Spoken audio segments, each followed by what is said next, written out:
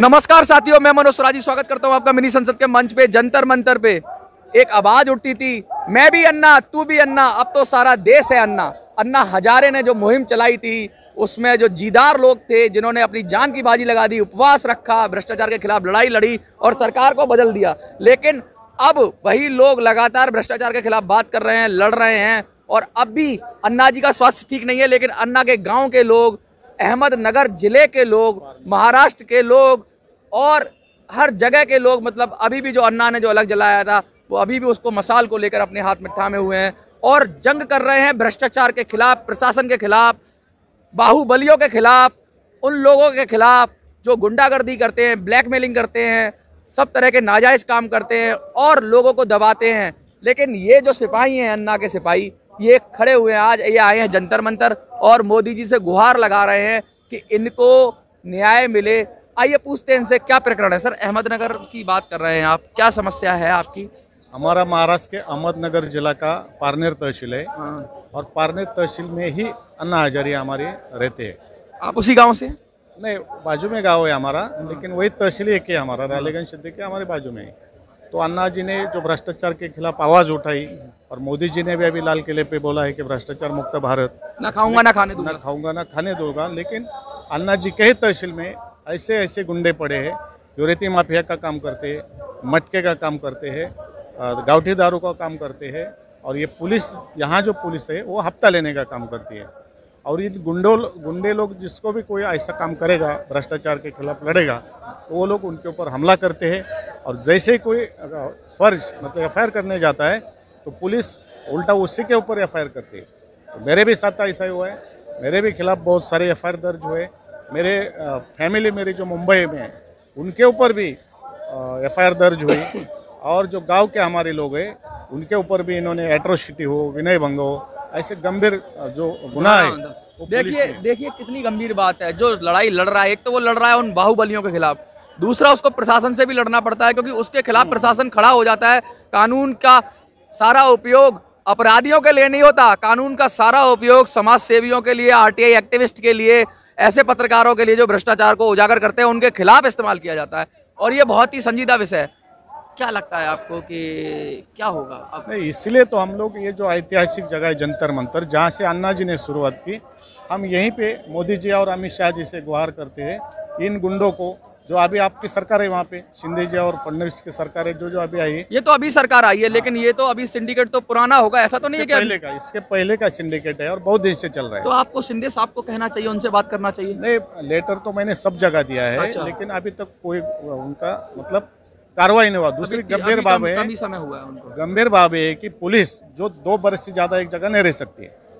हाँ। भारत में कानून है। अच्छा। लेकिन ये जो अजित पाटिल DYSP और जो घनश्याम बड़प IPI, ये 2 वर्ष बीत चुके हैं उनके, लेकिन इतना पैसा यहाँ आ रहा है ना, तो जाने का नाम नहीं ले रहे। इसीलिए ये भ्रष्टाचार और ये जो गुंडे लोग हैं, मतलब इन्होंने पूरा पैर जमा लिया है और इनको पूरा एक बिजनेस बना लिया है उसको, और ऑर्गेनाइज क्राइम कर रहे हैं। ऑर्गेनाइज क्राइम है ये, क्योंकि आर्थिक अपराध है, पैसे का ही अपराध है, लेकिन है तो क्राइम ही क्राइम है, क्योंकि रेती से बहुत करोड़ों रुपए आता है। ये रेत माफिया की बात कर रहे हैं। अभी आपने जैसे NCR में भी रेत माफिया के कई किस्से हुए हैं। अभी गुड़गांव में एक किस्सा हुआ था जिसमें रेत माफिया ने अपने ट्रक के नीचे एक अच्छे पुलिस अधिकारी को कुचल दिया था, अच्छी रैंक वाले पुलिस अधिकारी को कुचल दिया। तो रेत माफिया कितना ताकतवर होता है इसका अंदाजा आपको पता होगा, और ये उन्हीं रेत माफियाओं के खिलाफ लड़ रहे हैं। तो इनको प्रशासन सुरक्षा देने की बजाय आप पर ही कर देता है केस। हमारे ऊपर एक गुनाह डालते हैं, हमारे सगे वाले के ऊपर डालते हैं, हमारे जो कैसे लड़ेंगे ऐसे तो ऐसे अन्ना जी के राह पे चल पड़े। इससे पहले मैंने पारनेर, आपको जान का डर नहीं लगता? जान का डर होगा तो हम यहाँ तक आते ही नहीं। अच्छा। तो इसलिए मेरे ऊपर 2 बार हमले। सरफरोशी की तमन्ना अब हमारे दिल में है, देखना है जोर कितना बाजुए कातिल में। अन्ना जी कहते हैं ये बात, क्या इसी मंत्र को आपने ले लिया है? हाँ, अन्ना का और वर्ल्ड बुक ऑफ रिकॉर्ड पुरस्कार भी मिला है मुझे। अच्छा। दूसरी बात में जो भ्रष्टाचार विरोधी लोक आंदोलन है, इसका मैं केंद्रीय सतर्कता आयोग से मैं प्रमाणित हूँ। मतलब गवर्नमेंट का ही काम कर रहा हूँ मैं, फिर भी इतना तकलीफ हो रहा है। इससे पहले पारनेर की तहसील ज्योति देवरे, जिनके ऊपर मैंने अनशन किया 2 बार, उनका तबादला हो गया। उसके बाद मतलब ये भी कमजोर नहीं है, इनका भी इतिहास है कि अगर ये कोई सी काम को हाथ में ले लेते हैं तो अंजाम तक पहुंचाते हैं। तो रजिस्ट्रार है इसीलिए डर रहे होंगे आपसे। नहीं, हाँ वो तो भ्रष्टाचारी तो डरता ही है, डरते तो है। अभी जो रजिस्ट्रार है यहाँ झूठे कागजात होते, लेकिन आपको सरकार से सुरक्षा मिलनी चाहिए, क्योंकि आप बहुत खतरनाक काम कर रहे हो। हमको कोई सुरक्षा की जरूरत नहीं। जब जिसको जाना है तब जाना है उसको। जब जिसको जाना है तब सो जाता है। इस कहावत को चरितार्थ कर रहे हैं। खड़े हुए सीना तान के भ्रष्टाचार के खिलाफ, अपराधियों के खिलाफ, गुंडों के खिलाफ, मवालियों के खिलाफ, खनन माफिया के खिलाफ, और कह रहे हैं कि देख लिया है, देखेंगे, जोर है कितना तेरे हाथों में, बाजुओं में, देख लिया है, देखेंगे। मतलब बराबर नारा बुलंद कर रहे हैं और अन्ना के सिपाही हैं। तो लगता है सरकार सुनेगी। सरकार सुनना तो चाहिए, क्योंकि हम भी मोदी जी को मानने वाले हैं, हम भी इन्हीं लोगों को मानने वाले हैं, सरकार को।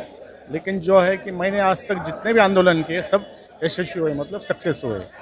अब 100% सक्सेस रेट ही सक्सेस रहे, तो मतलब आप कैसे भी करके इसको भी कर जाएंगे। हाँ, अभी DYSP मतलब जिला का पुलिस है जो अजित पाटिल, और पारनेर तहसील के जो मैंने बड़प, इनके खिलाफ मैंने आवाज उठाई है, क्योंकि गुंडे। और आप जब काम करते हो, आवाज उठाते हो, तो पूरे फैक्ट के साथ उठाते हो, सबूतों के साथ उठाता हूँ। ऐसा नहीं कि ऐसे ही किसी लिए आरोप तो नहीं लगा देते किसी? नहीं, ऐसे लगाना मेरे कोई दुश्मनी जाती ही नहीं। ये पुलिस कहाँ के हमें मालूम नहीं, लेकिन ये लोग जो गलत काम करे, गलत लोगों को साथ दे रहे, इसके मैं खिलाफ। मुझे पूरे कागज पत्तर के साथ, पूरे लाभ लश्कर के साथ, पूरी कानूनी कार्रवाई के साथ, कानून सम्मत तरीके से ये काम करते हैं। और जब ये काम करते हैं तो भ्रष्टाचारियों के पैर जड़ से उखाड़ देते हैं।